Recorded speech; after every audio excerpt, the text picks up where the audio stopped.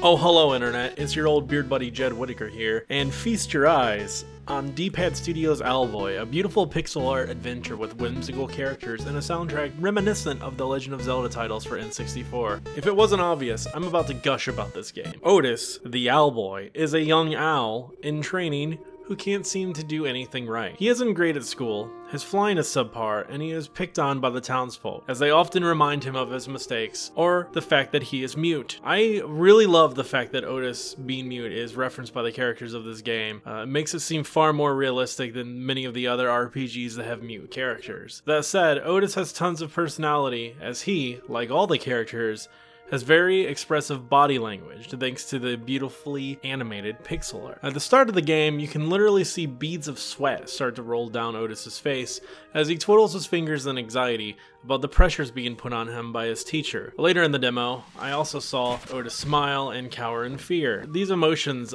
allow the character to be quite expressive without having to have dialogue that the players may not otherwise relate to or agree with, and is a real nice balance. The minute detail in all the characters' animations and expressions really give life to the pixel art in a way that I don't think I've ever seen another game do. While you still have a few tropes here and there, like an overbearing teacher or a tiny old professor who's a genius and builds new technology, that isn't necessarily a bad thing by any means. The actual gameplay feels fresh while reminding me of such classics as Kid Icarus, Sonic the Hedgehog, and even Ristar. And most of my time was spent flying around carrying Otis's friend Getty, a character that looks like a cross between Luigi of the Mario Brothers, McLovin from the movie Superbad, and Tingle from The Legend of Zelda. When carrying Getty, I was able to use the right stick to control his aim, to shoot at various enemies and puzzles that I came across, including what I assume was a mini-boss fight. Nothing all that difficult by any means, but this is the very start of the game, so I can only imagine that it will get harder from here. I can't stress enough how much I loved